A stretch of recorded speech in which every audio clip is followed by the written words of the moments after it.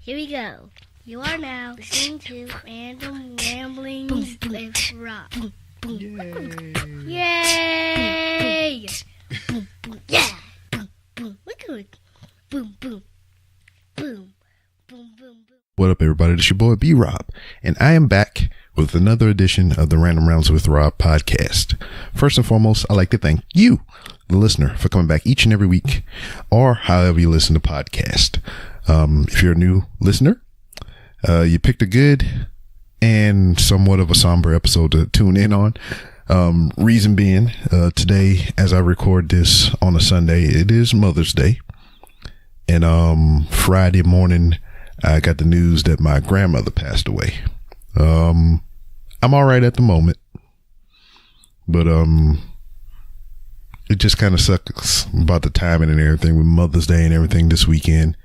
And yeah, I found out Friday morning, as soon as I got off of work that day. I drove down to Louisiana to be with my mom and the family, and just kind of to celebrate Mother's Day and, you know, just kind of bond together after what happened. It's been coming for a long time. My grandmother was almost 100 years old. She lived a long, long life, and it's weird right now. It's just like, I'm all the way here in Houston. I mean, it's not far, probably about 2.5 hours away. And, you know, before it happened on Friday, you know, all the kids, because we were all planning to go down to Louisiana this weekend, all my mama kids. And that was one of the things, you know, grandmother's still here, so we was going to go see her for Mother's Day. And like I said, I'm okay right now, you know, and everything. We've been planning on this day. Everything is already set up. The date is already set to go. I mean, everybody will be there. But, you know, it's finally happened, you know.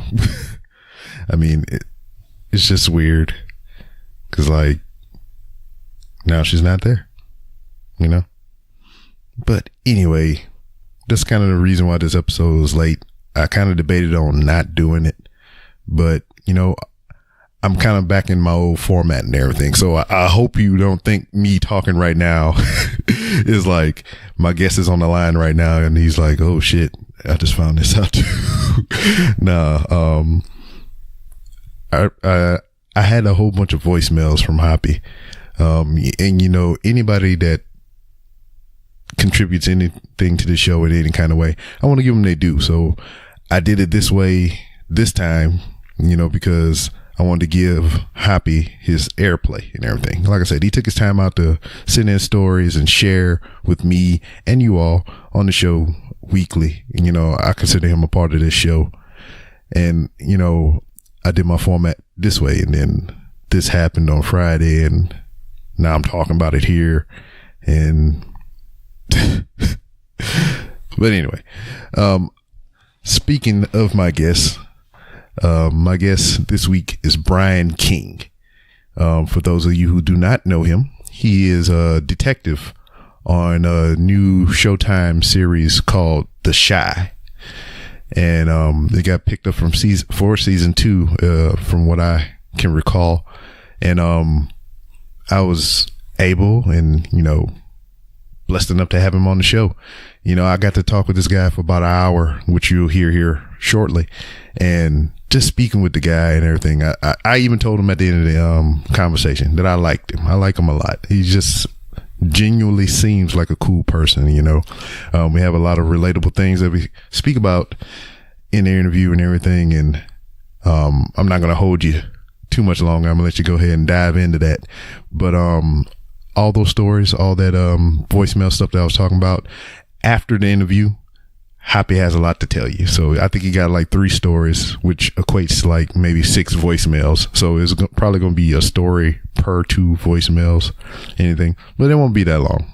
So stick around after the interview. I won't have any closing words, so I'm gonna go ahead and finish that out now. Because if you want to follow me on Twitter, you know how to do it. You can do it at itsbrob. That's ITSBROB. If you want to talk professional wrestling and any other general shenanigans, that's the way you do it. Also, this show, the one that you're listening to now, has a Twitter account, and you can follow it at 3R Show. So keep up to date with the show and everything. You can go to randomrobcast.com, and you can find different ways to help support the show and make it grow. There's Amazon links, Amazon wish list if you want to donate equipment to the show, keep it afloat. Merchandise. You can also become a patron through Podbean, like Brandon McIntyre, Glenn Abbott, and King Ajar. So whenever I get with Ajar and I learn the correct pronunciation of his last name, then I'll say his name if he so haves me to, or whatever. That sounded weird when I said that. If he wants me to divulge his actual name, I will do so. But yeah, interview is cool. We talk a little bit of Infinity War. I don't recall if we talk spoilers per se, but it's 2 weeks out, man. If you haven't seen this damn movie, Black Panther is out on Blu-ray already. So get with the times. You need to go and see Infinity War. I might go see it tomorrow, get my mind off things. But enjoy the interview. Stay tuned after for some wisdom and storytelling by Hoppy Rogers, who's masterful at it. And I'll see you next time. Cool. Yeah. So what I typically do with my guests, I'm always trying to be upfront and honest, because I mean, we as humans, we deserve that much, you know. So right. I got your contact info from a former guest of my show, and so I just reached out. Now, prior to this, haven't heard of you a day in my life. So, you know, we corresponded through email and everything. I mean, obviously you were there, you were talking to me. So, right. I looked you up on IMDb, cause, what you told me when you gave me the information was, you were doing work on the, TV series for Showtime, The Shy. So, correct. Yeah. I have not, in the time, you know, leading up to this, because I've been super busy with work and everything, had a chance to look at that. And I didn't want to go about it in nefarious ways to try to acquire it so I can right. watch it. But I mean, okay. Like I'm saying, full disclosure, typically when I do these shows anyway, I don't do the research regardless. So, I mean, this is just a fun conversation between you and me, man. Okay, cool. Yeah, so I try to steer away from all that typical crap that you hear on regular interviews and everything. Oh, where this started and how that ended, and yeah, it says here that you did this. I mean, anybody can freaking read, right? Yeah. But what I want to ask you is, I mean, was this, you know, what you wanted to do as a child, or is this just something that you happened upon? Acting is what you're referencing, right? Yes, sir. Yeah, I think acting was something from a young age that I found interesting and I think wanted to do, and for some reason always thought that I would end up doing it. I don't know. You know, there were times when I wasn't even pursuing it growing up, or like, you know, just hanging out with the dudes, with boys playing basketball or whatever, and like I wasn't even doing it, but I knew I was going to end up doing it. So if that makes sense. Yeah, but, I mean, yeah, I think it's something I've always wanted to do. Yeah, I mean, that totally makes sense. Me personally, I mean, I grew up in a military household. You know, my father was retired military. I have brothers and sisters and cousins and aunts and nieces and nephews. All of them have been at some point in time a part of the military.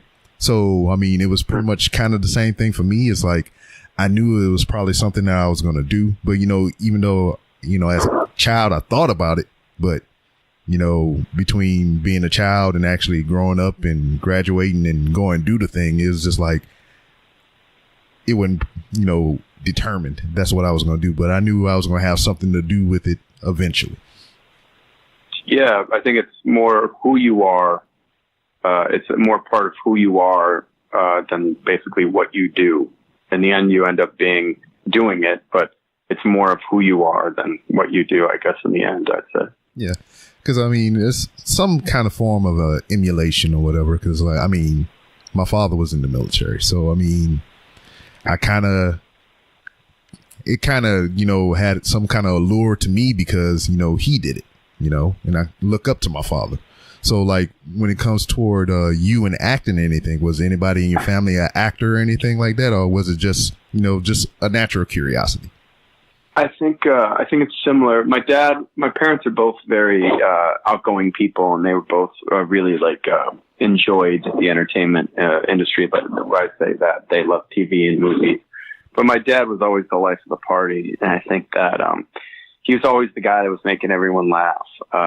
If I visited him at work, he was the guy that everyone, you know, he was making everyone laugh. At a party, he was the guy making laugh. He was a natural born entertainer, and he pursued acting, I think, for a little bit, like at the end of high school. But, you know, he ended up becoming an electrician and said back in the day it was a little harder to pursue your dreams, you know, and I don't think it was, you know, making money was a little bit more of a tangible career. But, yeah, I think it's just like you said about your father, it's just like, you know, you see that and you see the joy he brought people. And I would just wanted to do that in whatever way. And I think that when you look at, you know, professions, I think acting, entertainment is the kind of the way you can do that for a living. Now, you know, I think my dream was always my dream still is to walk into a meeting or, you know, watch my dad. My dad worked at City Hall in Chicago. And when he would bring us to work, the way he walked around City Hall was just like, so mesmerizing how many people he knew when he walked in the elevator or this room or that. He took us, you know, showed us off, me and my brother and my sister. The way that people reacted to him was just something that you still strive for. Yeah, and that's great because, I mean, it was similar with my dad, too, because, you know, he long retired from the military and he was still working. He worked many of places. He worked at the chemical plant back in my hometown. Then he left from there. I think he retired because my father's old. My dad is 86 now, and I'm 36. So yeah, there's a big gap there with yeah, because he had me. Well, he didn't have me. My mama had me, of course, but he was 50 already, and my mom was turning 40 when she was pregnant with me. Okay. So yeah, that's a gap. Yeah, but that's different. You know, that's a different. That to me, that's like you probably have something most people don't, like, you know, in a different kind of relationship for the good. You know. Yeah, because it's like, you know, growing up as a kid, I was kind of like not really forced to, but I was subjected to a lot of the older style of music, and, you know, blues, and you know, some of the other classics and everything, and like I still prefer a lot of that more to, you know, what's currently out. But oh yeah, once my father got out of the military, he stopped working at the plant. He was working at a housing development over there as a handyman, and it was pretty much like how you saying about your poppy. Every time we would go somewhere, they would call him Sarge because he was in the military. Yeah, and they'd be like, "Hey, Sarge, what's up?" And they'd call me Little Sarge or Little Rob or whatever, and it's just crazy. It's like, and then I can remember being a little bit older and like I would get in trouble. He was like, "Ain't you Sarge, son?" And I was like, "Shit, yeah." Yeah, that's when it backfires, right? Yeah. Yeah. And then, you know, we grew up in a small town, so it was just like, I had his old car. So if it wasn't him driving it, it was me driving it. So they know who it was. Mm-hmm. Right. Now, being an actor and everything, I know you look at, you know, movies and film a different kind of way because, I mean, that's some of the things you do. I mean, being an actor, does it spoil movies for you? Like, I just went to see Infinity War a couple days ago when it came out, and that was freaking mind-blowing to me. And it's just like, I don't know too much about the comics, but I know all about the cinematic universe from what I've seen over the past 10 years. Now, you being an actor and everything, when you go see Infinity War or some other movie like that, I mean, does it, like, are you nitpicking or are you just sitting there and actually enjoying the movie? Well, I think, excuse me, I think it's different because, for me, I don't watch a lot of TV shows or and movies, and when I do, it's stuff that is, you know, Marvel's Daredevil or Westworld or things that are more fantastical and more of like my childhood, like fun stuff. And I think that's because if I watch anything that's straight up acting, drama, crime, whatever, I'm watching it too specifically, and it's not as enjoyable because I'm watching the performances and the choices and the creative choices made, and it's hard. But I'm a big dork and a nerd, so I I went and saw Infinity Wars for the second time yesterday, and I enjoy those so much better because I kind of turn off that part of my brain, and it's pure spectacle. And I'm still watching those things, but they're so good, and so they're 99% good. But I enjoy that so much better. But it's hard to watch things because that's your job. I mean, a lot of times you don't audition. Like I audition for a lot of things, so I don't want to watch it if someone else is in it I didn't get the part, or friends of mine are in it, which is like great. I'll watch my friends' shows. But still, you watch your friends' stuff with a different kind of eye because they all want to talk about it later. Like, what'd you think? And it's like, it was great, but I don't think this is working or that's working with this story and stuff like that. But as far as the Infinity Wars and those movies, those are the things I really enjoy. That I'm there like 9 a.m. in the morning it comes out, and like really just sitting back and I look at it like it's like a 55-pound Snickers bar I'm just going to eat for 2.5 hours. Like really sink my teeth into and do not care what's going to happen after I'm done. So yeah, I enjoy that stuff. We're going to circle back around to Infinity War because I've seen it only once and I've been dying to talk to somebody about it. But when it comes to films, like you were saying, other than, watching things your friends may have done and everything, do you watch movies like as a case study for maybe a role that you're doing? Like for research? Yeah. Yeah, I mean, like with The Shy, like with my character there, he was kind of he's a detective that kind of has like, he has some different ways of looking at things that aren't exactly right. He's not exactly a good person. So I went back and watched, I'll go and watch some things to reference and see characters, things that I'm like, oh, well, this reminds me of this, or this actor did that really well in this movie. And I'll go there and just kind of watch them, just to see if there's anything to grab there, just not like steal from his performance, but like, wow, what he really did was do this, and that was really great. So maybe I can just like take that kind of almost like visual advice of like, oh, he played it pretty straight, or that guy leaned into it too much, and that I don't like that, so I'm not going to do that. So there's times I'll do that once in a while, but a lot of the times and to go back to the kind of the last question too, with both those questions is if I watch something a lot, I tend to like completely rip it off. So like, I remember like when The Office was on, I watched The Office all the time. And I'm pretty sure that during that time of my career, I was auditioning a lot and doing a lot of Michael Scott like performances in those auditions just because it's so good. And it's just like, you are inspired by everybody's performances and things that you see. But I think for me, I kind of stay away from things because I know I'll borrow from them too much sometimes. But yeah, I look at it like sports too. You got to like go do your homework and watch tape and do all that stuff and create a character, whether it's from real people that you read about or like things that inspired you in the past, Yeah. And I find myself doing that too. I mean, most commonly it's just like, I love Dave Chappelle. I've always loved Dave Chappelle from like before the Chappelle Show, when he did that B movie Half Baked, when he did that, that companion role in the movie Screwed, and some of his stand up and all that stuff. I mean, I tracked him most of his career, and I can just hear myself kind of not intentionally imitate him, but it's just like it's always there sometimes. Yeah, it's like when you're hanging out with your buddies and something's popular and you're all watching it, you're constantly referencing it and it's influencing your humor in that moment with your friends. And that's kind of the same thing. When you're watching something, it's influencing you day to day in a great way for the long run. But sometimes in that moment, it's just a little too like rippy offy. Yeah. Now, when you was talking a little while ago about your character on The Shy and everything, when you said he looks at things differently, it's like his way of detecting or being a detective is his methods are unorthodox, is what you're saying? Yeah, I think. He's more physical and less patient and understanding about, I think, or empathetic. And like there's two detectives on the show, myself and my character, and then Armando Riesco, who plays Cruz, and we're very, two different sides of the coin, where I'm a little more physical and less empathetic, and he's very, very caring and doing things by the book.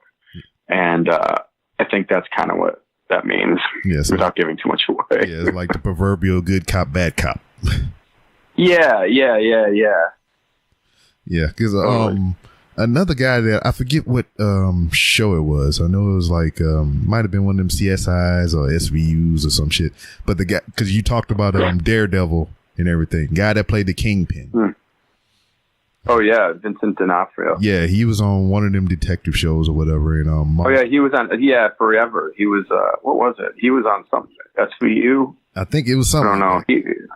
But I liked his character because like anytime he would like pick up on something or he catch somebody in a lie or something, he like always turn his head to the side and he would like blink or something. My wife pointed that shit out to me. It's tell. Yeah, but now let's circle back a little bit. Let me rewind the tape. Let's talk about Infinity War, man, because I've been ready to get somebody to talk to about it or whatever. Opening scene. I mean, we could talk spoilers. It doesn't matter. It's been out a week, so it's shame on you if you haven't seen it yet. You stop listening now. Yeah. Well, don't stop listening. Just like maybe. Don't stop listening now. Yeah. Just turn it down. Maybe go do something and check back in. But I need the analytics. Yeah. Pause. Opening scenes. 3 people die right off the bat. Just like boom, boom, boom. And I was just like, I wasn't ready for that. How about you? How did you feel about that? Well, I think I knew coming into the movie people are going to die, right? Like I already made my in my mind, I came to grips with some people dying who didn't die at all. But I think they had to do that out of the gates because they had to set the tone, right? Yeah. Like we had to know that people were expendable right away. So I thought that was really interesting. I think there's only 2, right? Who's the third one? Well, that was later on, not in so much the opening scene, but okay, yeah, got you, yeah. Because like, the question is Loki really gone? He done. They ain't no way. I think so too. Yeah, there ain't no way he hologrammed that one. Yeah, I think he's done too. Yeah, because like I was keeping count in 16 total character deaths. Out of the 16. 3 of them motherfuckers is dead. They ain't coming back. Everybody else that ashed out and floated away is questionable. But so then you think the first 3 are the ones that aren't coming back? Yeah, they dead. I said 4 at first. With the 4th one would have been what's his name? Had the stone in his head, Vision. Vision. I say that's questionable because I mean he's a cybernetic based organism. They made him with computers and shit, so they probably downloaded him somewhere and they can upload him into something else later on. So yeah, but 3 of them are dead for sure. Loki is dead. Heimdall is dead. Idris Elba and Gamora is dead. Well, I heard, and the filmmaker said that Gamora is gone, but she is in the Soul Stone. So I think that opened up a little door. But I know she has to go shoot Avatar like 2, 3, 4, and 5. So I don't know when. I thought that was part of the reason. But yeah, she could be. She could if they like get all the stones back and give them back to their righteous places, or But yeah, that was that one was the one I didn't see coming. Yeah, I did not either.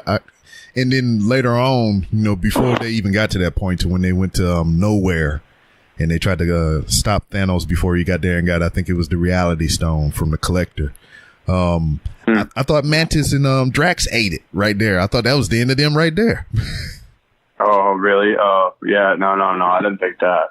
Because the problem is, I read a great article the other day. Is that back in the 80s, when there was Empire Strikes Back and these movies that we grew up on came out, like, we didn't have the internet. We didn't know that, like, we didn't know if there was going to be a third Star Wars. We didn't know if there were sequels. We didn't know that this actor had a 3-picture deal, or they're in the process of this universe they're making. Like, we didn't know that. So like when Han Solo was frozen and we thought he was dead and it was gone. But now we know that, I mean, we're coming off Black Panther, like the biggest superhero movie ever. There's no way he's gone. Yeah. And then Spider-Man's in the middle making Spider-Man 2. Guardians of the Galaxy are making, Guardians 3.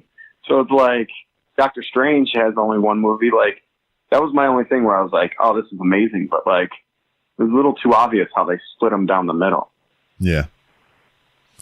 It's just, I mean, but that Black Panther tore me up inside. I was like, oh, he just got a movie. What happened? Yeah, exactly. But he's not going anywhere. Yeah. Yeah. It got me. And I can tell you what, it's like Marvel, the way they do things, they pace this movie, they set this movie up. It's like your emotions is all over the place watching 2.5 hours of this movie. And then, Marvis, not Marvis. He's that's a DC character, I think.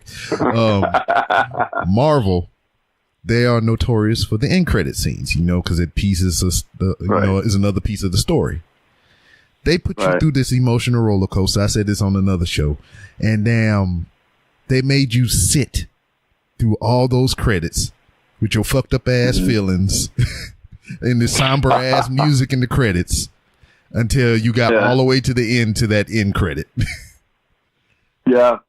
They give you that. Yeah, they made you sit with the reality that all these people are gone. Yeah, that's actually, I like that. I like that if they're doing that mind game. Yeah, I just realized the other day, I was like, after seeing it yesterday, I'm like, they do that, I think, too. So you sit and appreciate everyone who worked on the movie. Yeah, it's like, you know what I mean? It's like how they do on Talking Dead after The Walking Dead goes off, and they do the in memoriam show. Oh no, do they do that? Oh yeah. Oh yeah. Yeah, but you watch? Is that a good show? You don't watch The Walking Dead or Talking Dead? No, I don't watch it. I don't watch much TV. Yeah, I forgot. You did say that. So, but as far as The Walking Dead goes, I've been watching that since season 1, and it's just more of a tradition type thing now. I like Negan. He's the main bad guy in the current season, and I think he's probably been the best villain throughout the whole 8-9 seasons that they've been rolling. So, okay. Yeah, it's pretty good. Cool. Yeah, but man, after seeing this, how excited are you for the next installment of the Avengers? Well, we only saw half the movie. I just can't believe it's like a year away. Like, usually it's like, I feel like it's like 3 or 6 months, but like, I can't believe I got to go through a whole other winter before I see what happens in this movie.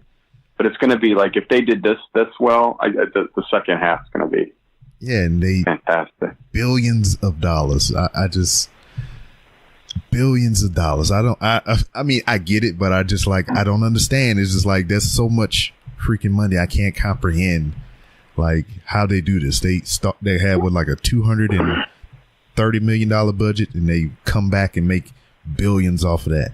It's just it's such a lesson in patience, like in not just in movie making, but like in general.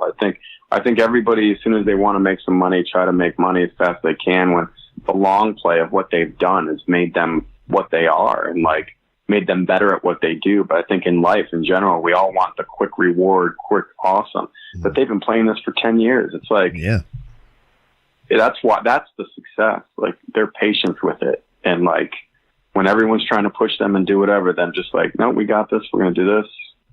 I mean, that's what's all messed up about the DC universe. But there were movies movies in general, to be honest with you. But yeah, they have 2 good hits so far. DC, Wonder Woman, and The Dark Knight. I mean, and then but I believe so far as the current iteration of DC movies, Wonder Woman is probably the best one they got. They did Wonder Woman. Yeah, they did a damn good job on that movie. I like Man of Steel. I haven't revisited it. I seen, when it first came out, I seen like a portion of it, but I never sat from beginning to end with that movie. I have it here in my collection. I just got it recently because I'm trying to get all the Marvel and the DC movies together, but I haven't sat down with it yet. I love it. I'm also biased because I'm in it, but like, yeah, I seen that. Hint, wink, wink. Yeah, it really is, but it really is. I really like that movie. Like every time it's on, I watch it, and that's just like the extra credit bonus that I'm in it at like a certain point. But like, I think that one's good. And the Dark Knight trilogy, the first two are great. The third one is complete and utter crap. Yeah. And Wonder Woman, yeah, and I think Aquaman will be really good. Yeah. What do you think of Jason Momoa as Aquaman? I think he's going to be great. I think that Justice League movie was crap, but I think those guys are all like well cast, and I think that Aquaman movie is going to be cooler than everyone thinks. Like I think that thing's going to like really surprise a lot of people. I've read some things about it. Who's seen some stuff from it?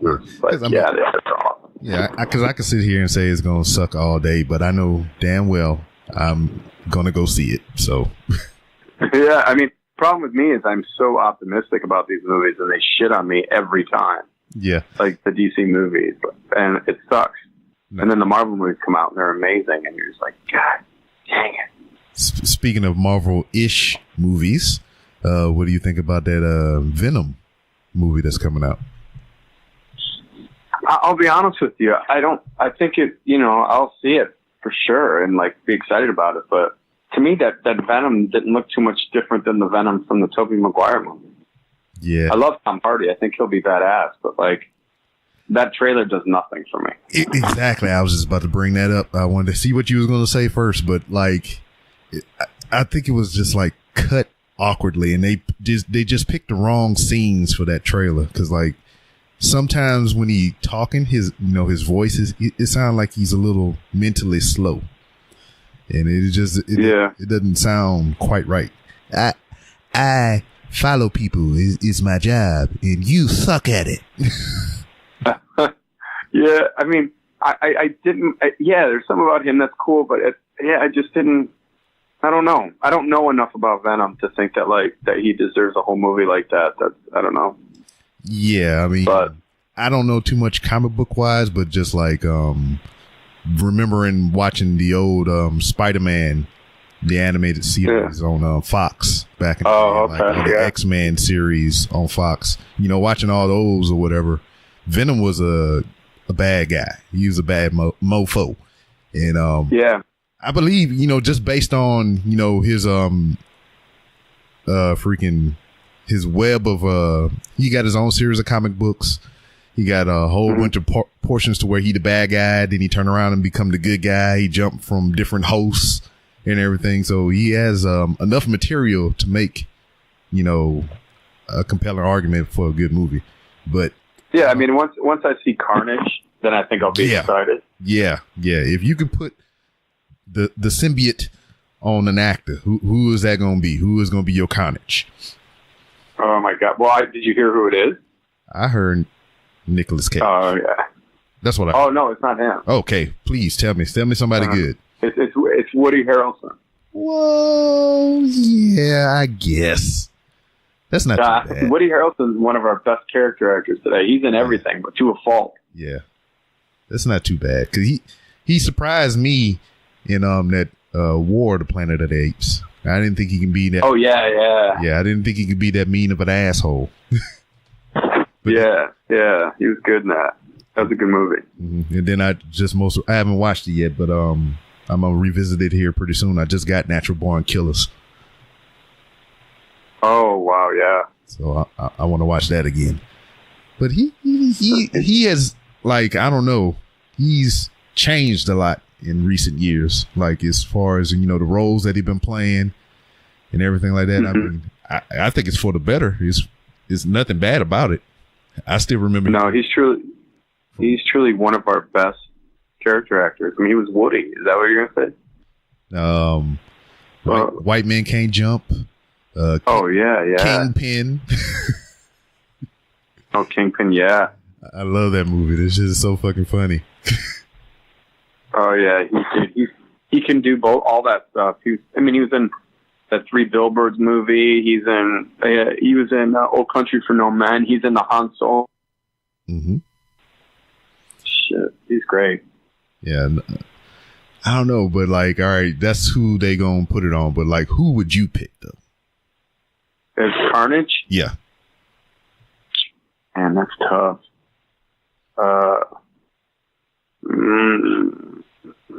Sam Rockwell would be pretty cool. That's not bad. Yeah, I don't know. I'd have to think about that. Nick Cage would be pretty funny and pretty cool. I don't know. Shoot, after this week, Childish Gambino can be anybody. Yeah. Or Donald Glover, man. Jesus. You sure can. Are you into music? Yeah. I watched it like 6 billion times. Oh, that new video that just came out. The new video, yeah, and that song is great. Yeah, I showed it to my wife yesterday. Awesome, I showed it to my wife yesterday, and she's like, "I really like this." Oh yeah, it makes you feel a certain something. I don't know, and that's what I think art should do. Like, it makes you just feel a little bit different in a great way, and yeah, and that was really cool. Yeah, and I get kind of what he was doing because, like, I watched the video before when I first heard the song is when I watched the video. So I seen the video when I first hearing this and everything, and I'm seeing what's going on. I'm hearing the beat, the instruments and everything, and the stuff he's saying. Visually seeing the video and hearing what's going with it, I get what he was going for. But like to just hear it without the video, I think is like a totally different effect. Yeah, for sure. Because like I looked up the words, just the lyrics to it, and I was just like, this is pretty repetitive. It's just like not so much no content here, but it's just the way the video was executed. It kind of paints a bigger picture to what he was actually trying to do. Absolutely. Totally agree. It's great. Yeah. He's a talented dude, man. Yeah, he is. He does everything. He's a writer. He's a director. His show is awesome. He had the Deadpool cartoon he was doing before they parted ways. I mean, the guy, he was in Spider-Man Homecoming. I mean, he makes music. I mean, he's just badass. Yeah. Because, I mean, there was a point in time to where he was kind of campaigning to be Miles Morales. Yeah. Oh, for sure. That'd be. I think he's the voice of him in something, isn't he? Or he's in something. Something like that. I know they're coming out with the new animated series, not series but movie that's coming out, Into the Spider-Verse. Yeah, that looks awesome. Yeah, it does, because it's gonna just go through the whole universe, all the different Spider-Mans and everything, and it's yes. So like great. So from Infinity War all the way next year to Infinity War, I think we only getting maybe 2 Marvel movies in between. We get Ant-Man and Wasp, and then we get Captain Marvel, but then we get Deadpool in a couple weeks, which is different, but yeah, still something. Now but we only get from them Ant-Man and Marvel. Now, see what you was talking about earlier, how they slowly crafted this over 10 years and everything to make this one big, 2-part event that we're going to get here. Yeah. And what do you think about the Disney Fox and all that other stuff, the merger and everything, how they're starting to acquire some of all these other different franchises? You was talking about patience and everything. Now that this is going down and everything, all I hear on the internet, all I hear people talking about is like, cram the X-Men in there, throw this guy in there, put the Fantastic Four in there. I mean, are you with it or are you against it? I mean, I'm all for. I mean, I think they all need to go back to Marvel because they're just going to make badass movies. But like, I think there's something to like making that deal. I think the element of surprise is something that no one uses anymore in entertainment. Mm-hmm. That like, the end of Batman Begins. No, you had no idea that Joker card was going to get flipped, and you were like, what? Yeah. And you left there like, what? That like, get the Fantastic Four and then have them show up in Infinity War to save the day. They don't need to. And then like, that's how you introduce them, but don't tell anybody about it, and then the Fox stuff, like, because they're Fox, but like the X-Men stuff, like, I don't know, that's a tough one because, what do? Do they start over with those, or like, I don't know. I want it back in Marvel's hands, because then everybody's going to be in everybody's movies. It's going to be great. And hey, we're getting old. I want to see all that stuff. Yeah, I want to see it in my lifetime. Because like I'm down with it, but my whole thing was like, I mean, they still trying to wrap all that stuff up on the other end, because what they got the Dark Phoenix movie that's coming out, and then I think they got a New Mutants movie that they're doing. Then they got that looks great. Yeah, then they got the. I think they had to reshoot on both those movies. I think they're doing that because I think they have to. I think it's because of the Marvel merger thing. Yeah. I think they're making it look like they're going back and just switching stuff, but I think it's because they're like, here's how we're going to set this all up. I hope so. I really do. Yeah. I wouldn't be opposed to them just like scrapping everything and just like starting fresh with all that. Because I mean, you know, Hugh Jackman. Oh, for sure. Unless they throw gobs and gobs and gobs and gobs and gobs of money at Hugh Jackman, he ain't coming back to play Wolverine. No. Yeah. No, I want to see like a different kind of, I mean, like they did that version of Wolverine. Now, like, let's like just make a badass Wolverine that's younger and like let's tell that story. Yeah, and that's kind of what they've been doing. They've been casting like these younger guys and everything to kind of carry on, so they can kind of grow into the role. Right. Except Wolverine. Except Wolverine, but I mean, he's hundreds of years old, so I mean, yeah. Yeah. He looks great though. Yeah, he looks great for being 100 years old. I mean, I'm 36 years old and I don't look that good. Oh man, I'm 41 and I look that good. No, I'm just kidding. I got the pork chop beard though, so. See, I envy you because damn, I can't grow no facial hair because of my job. Oh, see, I grew my facial hair for my job. Yeah, I mean, got the best of both worlds. You can have facial hair and you get paid for it. Yeah, well, for years I didn't shave because I never worked. I mean, like I worked because I had a clean shaven face, so the parts I would get were, you know, because I was clean shaven. So I grew a beard for the Shy, and then they loved it and kept it. And then during that time, I continued to book all this great work. So I don't think my beard's going to go anywhere for a while. Which is also like, really, I've been doing this for how long? And the beard really makes this huge difference. That's crazy. I don't know. See. I don't know. See, there you go. If you're a young male inspiring actor or whatever, start growing a beard now. Don't shave. Yeah. There you go. That's my great advice. Yeah, because it's easier to take it off than it is to put on, I guess. There you go. Because if you got a full beard, they can just kind of trim it in a certain way. But I mean, to put on a beard, damn, that's going to take time. Yeah, they can't tell you to go to the bathroom and just grow it out for the next 10 minutes. I know. And then you're going to wind up on Jackass and have people gluing pubes to your face. Yeah, that's funny. I used to love that show. Yeah. Johnny Knoxville got another movie coming out. Oh, yeah? Yeah, I don't know if it's going to be any good, though, but it's very Jackassy. It got some of the Jackass crew in there. Okay, as long as it says Jackass on the poster, I'll see it. But if not, I'm good. Yeah, but it's called Action Point. It's pretty much an adult. Oh, that's right. Yeah. Adult camp. They just go around messing stuff up. Yeah, I read about that. That's not too bad. Yeah, I seen them get blasted in the genitals with a water cannon. So very that's very very Jackass-ish. That's funny. Yeah, right. Now, as far as actors and everything, there are starting to be people who kind of transcend the acting realm and just pretty much become themselves in every movie. My examples are Kevin Hart. Kevin Hart is Kevin Hart in every movie that Kevin Hart is in. Yeah. The Rock. The Rock is The Rock in every movie that The Rock is in. Right. Who else that you can put in that category? Vince Vaughn. Yeah, Vince Vaughn. What? Owen Wilson. Owen Wilson. Yeah. Jack Black sometimes. But I will say I will defend everybody in the sense that they do the same thing. It's really hard to be them. It's hard to be yourself on camera. It's harder to be yourself on camera than you think.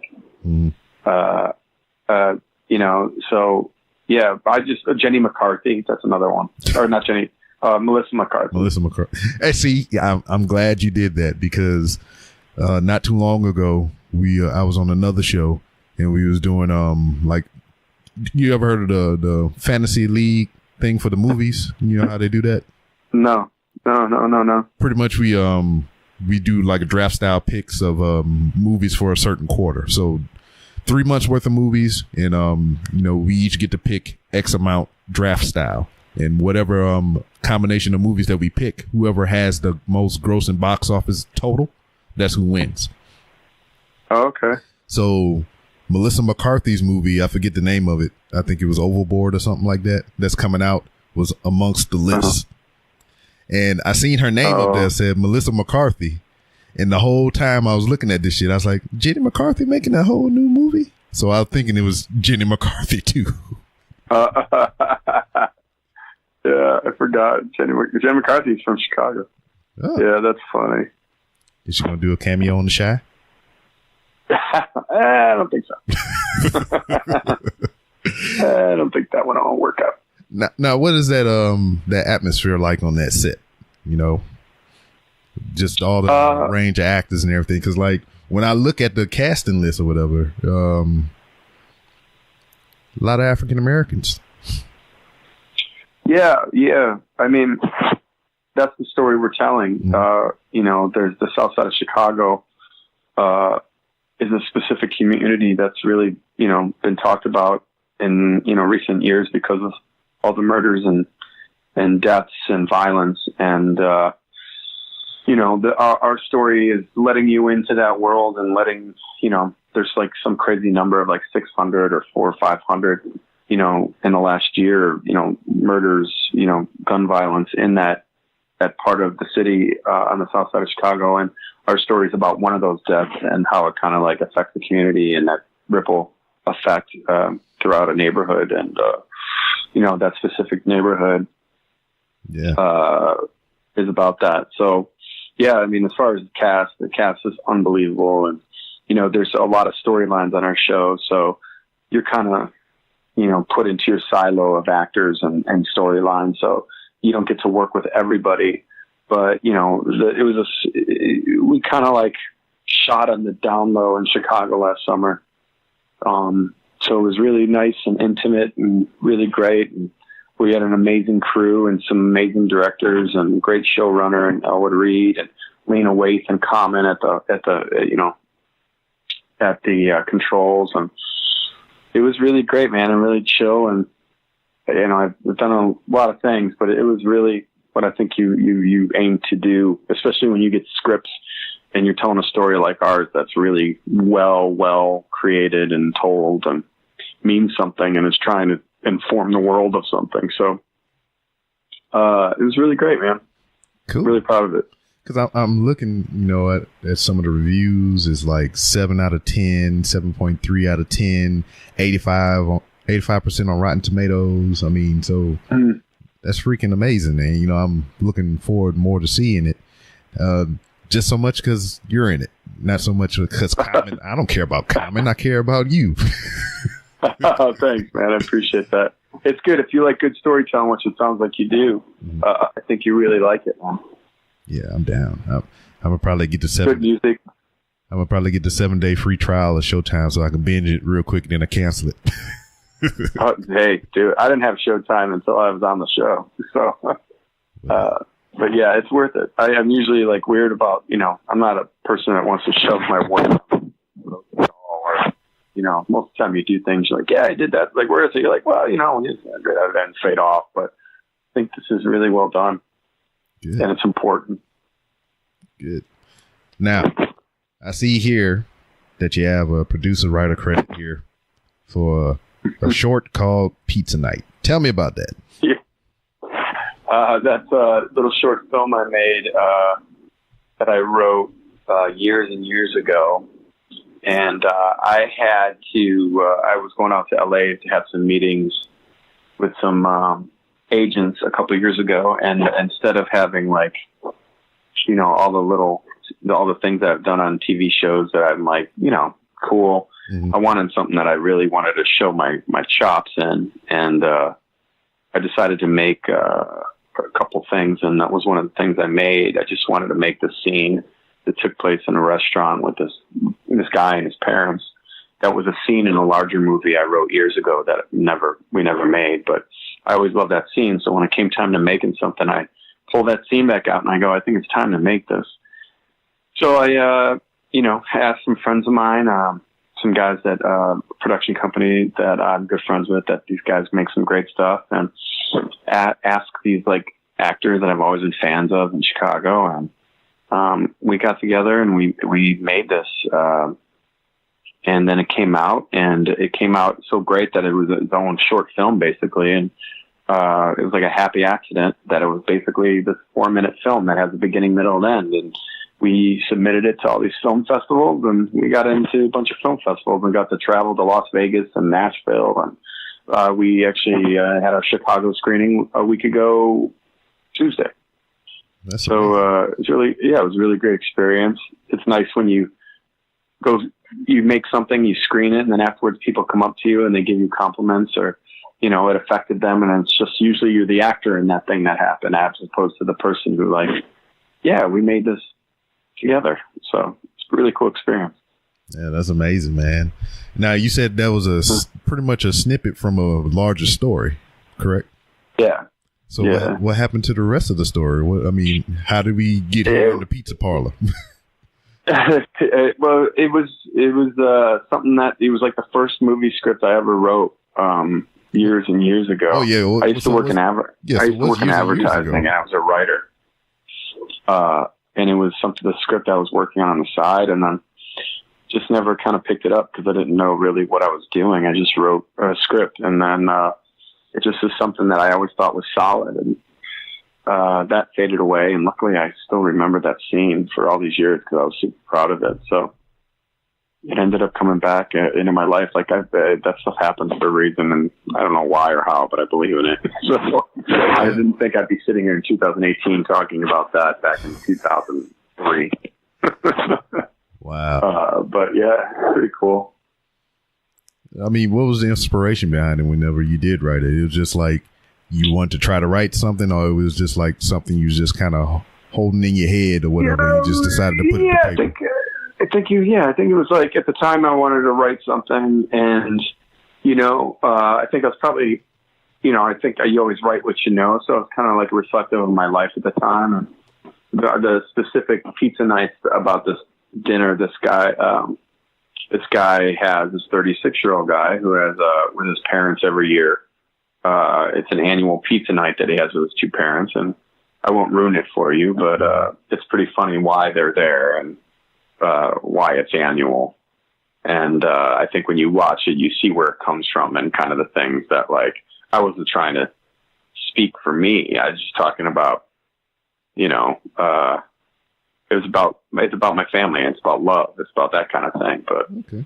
I'm more proud that we got to do it. Like most short films, people get a little indulgent with, and they're usually 7 to 37 minutes long, and that's sometimes not.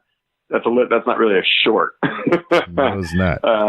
So I was really proud that our movie's like between 4 and 5 minutes long, and it's short. Sweet. Now, it has since then, has anything else popped up into your head, or has anything just been festering up there that you want to put down on paper? Yeah, after when we finished that up, which was like the fall of 2016, I picked up another script that I started writing back like 9 years ago that has similar themes and ideas about family, and I would use Pizza Night to pitch as the tone and ideas of that film to get the money to make it. And then I was really, really, really deep into it as of last March. And then I booked The Shy. So that kind of became my life, and that kind of fell to the wayside. And as of last week, I was maybe going to pick it back up with a friend of mine. So we'll see what happens. Maybe we'll make it in the next 2 years. Maybe not. Maybe it'll inspire something else. Yeah. You never know. Yeah. Never know. Maybe I'll write Infinity Wars Part 4. What? Hey, I'm down with that. Where everyone dies, like everyone. Hey! Spoilers! We just talked about this. I mean, you got to play it close to your chest. It'll be a 4-minute film where everyone dies. It'd be like opening credits, blow, end credits. Yep. And then it'll be just a teaser. Exactly. You should just make a 4-minute like actual scene movie, and then you have 20 minutes of credits, and then you have like a 20-second end scene credit. Yeah. There you go. Do it reverse. Innovation. There you go. That's awesome. That's how we move forward into the future with the movie techniques and everything. There you go. Oh man. Before we wrap on up. Yep. Usually what I ask anybody that has any profession, like you're doing acting, writing, producing and everything. I have fellow podcasters on here. I have people that make music, a wide assortment of people that come through this show here. What I like to ask them before they ride off into the sunset is like, where do they see themselves in 2 years? Or where would you like to be in 2 years? I would like to be, I would like to just continue to work. I continue to build on what happened the year before. Things are really great right now. I'm just so lucky and blessed for everything to be like going where they are. And I just hope they continue to just, next step. So, 2 years from now, be on a couple TV shows, have a few movies coming out, maybe have a movie in the process of making. As long as creatively, I'm moving forward and learning and getting better, and hopefully as a person too. In 2 years, I hope that I can look back a couple steps at where I am now, and hopefully I'm up a couple steps, whatever that means. Doesn't necessarily mean, I got to be in Infinity Wars, but I can be on a Marvel show. Yeah, you definitely could. They're turning them things out by the thousands. Yeah, believe me, that's on my list. But yeah. Well, I mean, the short time that I've spent with you this evening, sir, I can tell you that I like you a lot, and I wish you nothing but the best in everything that you do here moving forward. Thank you, man. I really appreciate that, and same to you. Yeah. Same to you, my friend. Continue to do your thing. Yeah, I appreciate that. As it is for anybody that's ever been on this show, the door is always open. You can come back anytime. If you got any projects you want to plug and put out there or anything, or you just want to come back, talk some old Infinity Wars or Marvel or whatever, we can do that too. I like that. I like that. Thank you so much. Yeah, we might have to come back and talk about the sequel to this. Oh, yeah. Man, it's a date. Matter of fact, right. This is what we do. If you got an iPhone or whatever, we'll go to the movies at the same time, and we can FaceTime each other and watch it together. All right. That's about the nerdiest, dorkiest thing I've ever heard. Well, you're welcome. Yeah, thank you. Awesome. Oh, that's great. All right. Well, all right, man. That's it. Tell everybody where they can find you on social media or for anything else that you would like people to contact you for. I think the best place, I spend a lot of time on Instagram I got a little bit of a weird handle, but Brian King, my handle is @theSonOfBozo. Okay. @theSonOfBozo. And that's probably the best place. I'm on Twitter, @BKing15, but I'm more annoying and fun on Instagram. Yep, I'm typing it in right now. Oh, I found it. And followed. All right. Man, once again, awesome. Thank you for your time. I appreciate you sitting down with me, and I'll see you next time, man. Yeah, it's great talking to you, Rob. Good luck to you. I'll talk to you soon. All right, thank you. All right, dude. Later. Hi. I had to call this in. It's Hoppy, everybody. So I got a redneck buddy named Rob B. Okay. I know it's fucked up, but that's just the way the world works. Matrix glitches and stuff.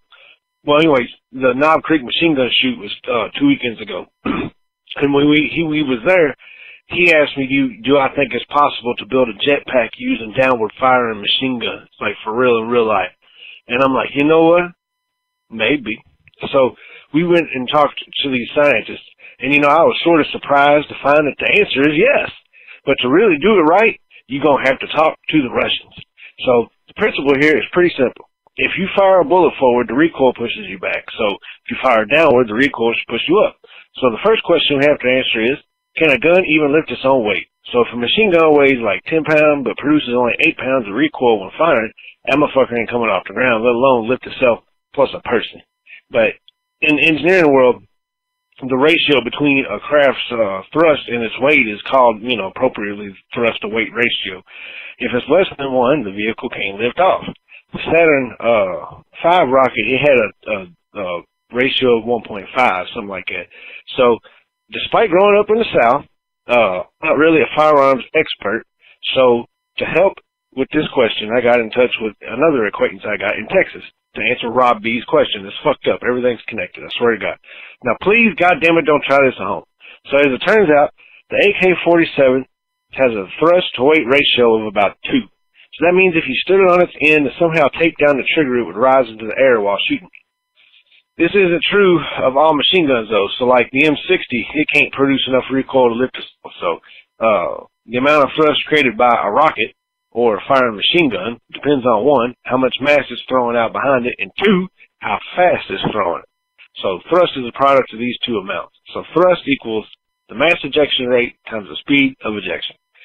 So if an AK-47 fires 10 8-gram bullets per second at 715 meters a second, its thrust is 10 bullets a second times 8 grams a second times 715 meters a second equals 57.2 N, which equals 13 pounds of force. So since the AK-47 weighs only 10.5 pounds when loaded, it should be able to take off and accelerate upwards. In practice, the actual thrust would turn out to be around 30% higher. The reason for this is the gun isn't spitting out just bullets, it's spitting out hot gas and explosive debris too, right? So you get your powder burns. So the amount of extra force this adds varies by the gun and the cartridge, right? So what does all this mean for our jetpack? The AK-47 could take off, but it ain't got enough spare thrust to lift anything much more than a squirrel. So I'll be like, well, if one can lift a squirrel, we can just use more guns, right? You fire 2 at the ground, it creates twice the thrust. So if one can lift 5, 2 can lift 10, and all this. But this is where we're headed, man. And you sitting on a pad with like 100 guns under it, right? Maybe not 100, but 50. You're gonna have to have 50 of them motherfuckers. More than that. Maybe depending on how big a motherfucker you is. So anywho, there's another problem though. Ammunition. So AK-47 holds 30 rounds, and 10 rounds a second, you're gonna get 3 seconds of jetpack. The fuck is that? So we can get larger mags and all that, but there's no advantage to carrying more, about 250 rounds. So the central problem is fuel makes you heavier. So each bullet weighs 8 grams. I mean, you see where I'm going here, right? So then we just gotta go bigger. The GAU-8 Avenger fires up to 61-pound bullets a second. It produces almost 5 tons of recoil force, which is crazy considering it's mounted in a type of plane, the A-10 Warthog, right? Now check this out. Those 2 engines only produce 4 tons of thrust each. So if you put 2 of those guns on an aircraft and fired both while flying, the plane would immediately fly backwards, right? Right? To put it another way, if I mounted a GAU-8 on my car, put the car in neutral, and started firing backwards from a standstill, I would be breaking the internet speed limit in less than 3 seconds. I'm telling you, bruh, scientist. As good as this gun would be as a rocket pack engine, the Russians built one to work even better. The motherfucking GSH-630 weighs half as much as the GAU-8 and has an even higher rate of fire. Its thrust ratio approaches 40, right? Which means if you pointed one at the ground and fired, not only would it take off in a rapidly expanding spray of deadly metal fragments, but you would experience 40 G's of acceleration. You hear me? We got a motherfucking machine gun rocket pack. We don't figured it out, bruh. It's the GSH-630. Don't try this at home, because this is way too much.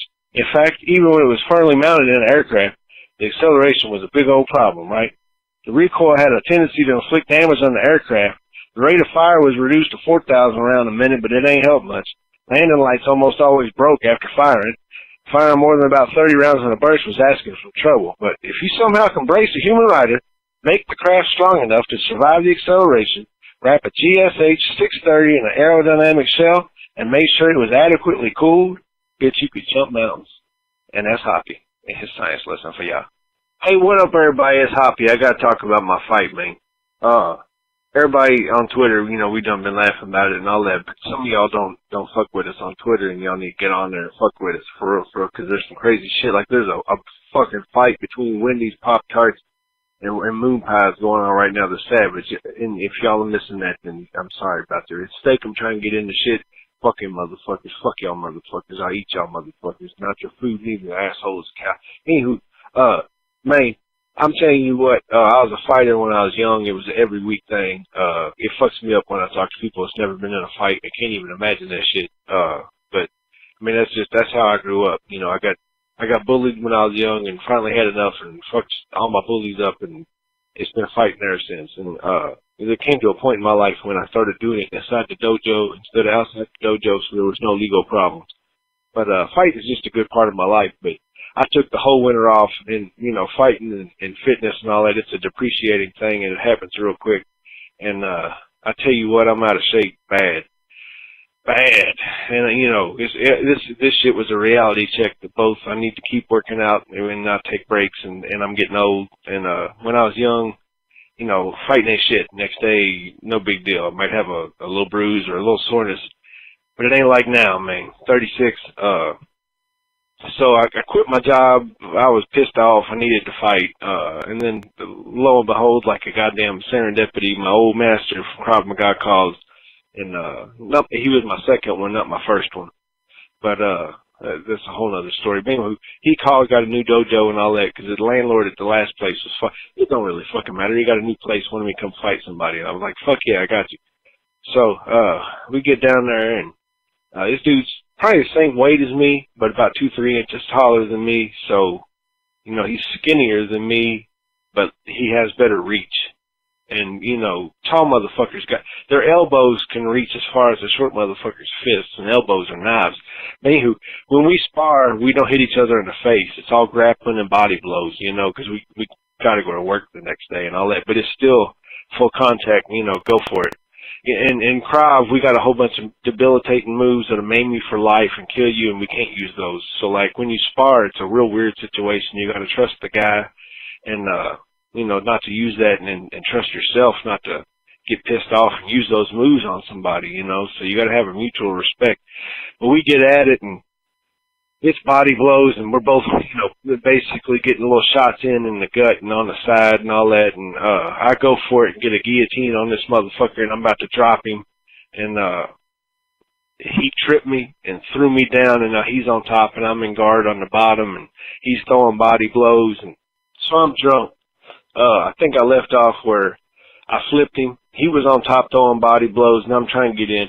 Anywho, I buck him and flip him, if I didn't say that. And so now I'm on top, and I'm throwing body blows, and he ends up bucking me off and standing up real quick. And now we both back on, you know, standing in fighting stance. And I try to grab, I'm trying to get this motherfucker spun around in a blood choke, and I can't. And he ends up throwing me on the ground, and I'm talking it hurt when he popped me, man. And so he get down there, and it's hard, when you grapple, it's hard to explain exactly what happens. But somehow I almost got in side control. If, you know, you can look that up if you don't know what I'm talking about in MMA. But I was fitting to get in side control, try to get him in a paintbrush, also known as an Americana or whatever. And if you really do it, you'll mess up their shoulder forever. Like, it'll never be right again. You rip the whole shoulder goddamn apart. But when we're sparring, you just get them to where it's like, that hurts, motherfucker, don't it? You better submit, and then they tap out and we're good. Like, you don't do that to your homie. We're in the same dojo. You know, in the street, it's a different thing. But that's what I was going for. So I'm in side control, trying to get that. This motherfucker sit up. I spin around him, and I got him where I think, I got this fake out move. And I've used it several times, and it worked in this instance. But you're behind him, and he's sitting, and it's like he's in not in your lap necessarily, but you get right behind him, and you're trying to get a blood choke. So you're both sitting, and he's basically backed up on my crotch. And so I go to to where it looks like I'm trying to get a blood choke, and they're going to defend and throw their arms up when you try to go for a choke to break the choke. But I'm not going for the choke. I just want him to think it. So he throws his arms up to break the choke, and as soon as I do that, I let go of his neck, and I grab his arm, and I take my left leg, and I swing it over his head, and stop on the right side of his neck with my left leg, and I yank, and I got you in the arm bar, and I won. But it don't feel like I won. It's still a couple days later, and I'm fucking hurt, y'all. I laid there for 10, 15 minutes after the fight. I couldn't move. I'm talking, this motherfucker worked me, man. This motherfucker in body shots. Oh, Lord. He fucked me up so good. My body said, we can't even digest no more. We got to work on what the fuck just happened. And I puked 11 times. I stopped 4 times on the way home and puked. I puked at home. It was a total of 11 times. And I laid out on my porch. I couldn't move. Oh, my God. Oh, my God. When you're 36, man, fighting ain't the same as when you was young. So, really ain't no winners and no fights, really. You know, I prefer if America doesn't become the purge states of America, but I think all of you need to go and get some self-defense training.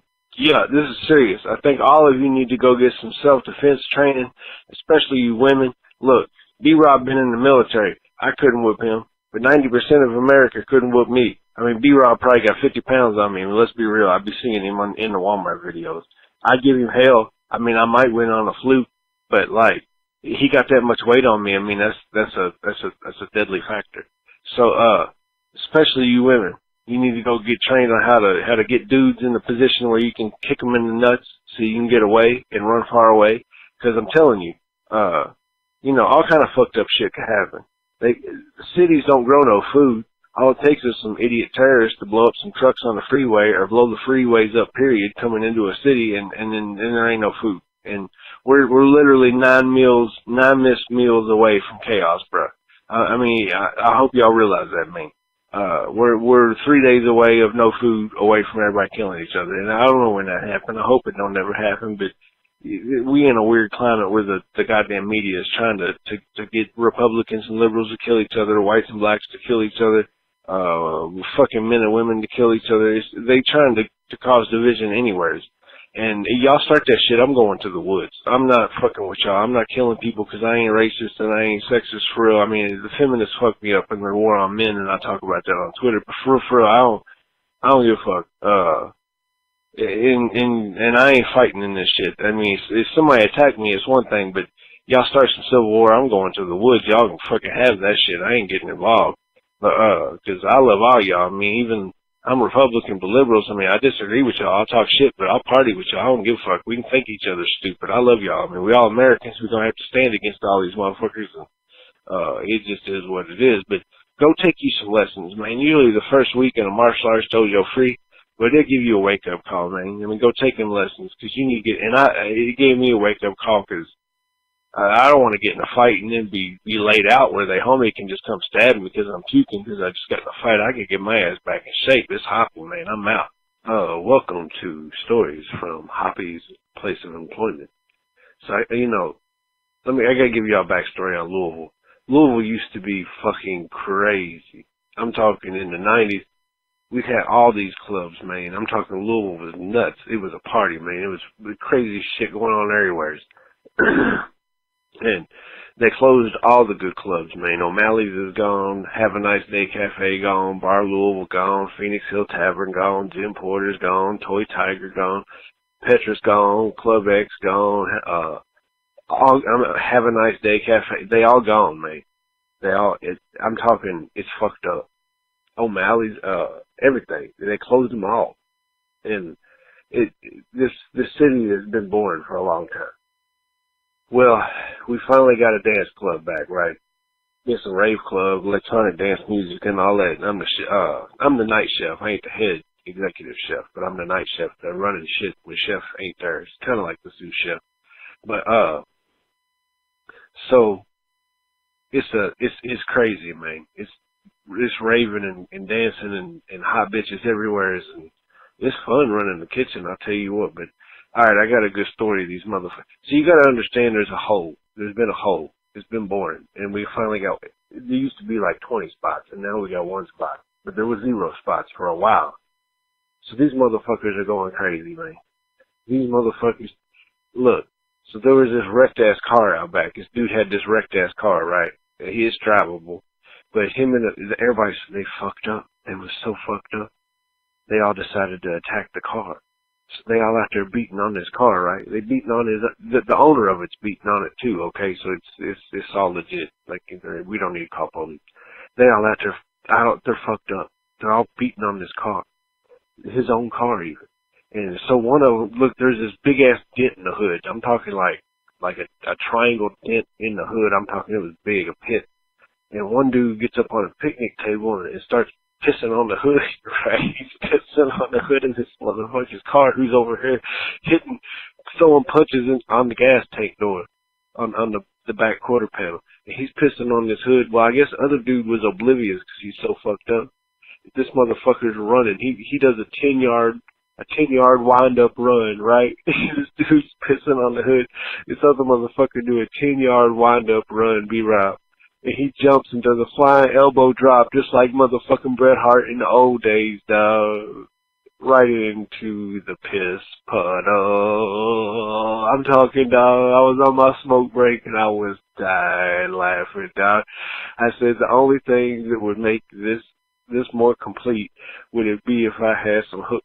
The only thing that would make this more complete is if I had some hooks, rose, and spices to sprinkle on this motherfucker laying in the piss puddle with a shy look on his face. I'm talking his face. He was shocked. He thought he was doing a funny, running up and doing a flying elbow drop like motherfucking Hitman Hart on the hood of the car. He landed in a piss puddle motherfucking midstream on the picnic table. If I had hooks, rubs, and spices, man, I'm talking that shock look on his face. It'd have been like, sprinkle, sprinkle, sprinkle, sprinkle. Hush Your Face is coming straight to your ears. A podcast network that's changing gears, bringing fresh funky pods with a fresh funky beat. A family of pods that are bringing the heat. There ain't no stopping us. Keep coming back to us, sick ass pods that'll make you hush. www Hush Your Face. www Hush Your Face. www hushyourface.com.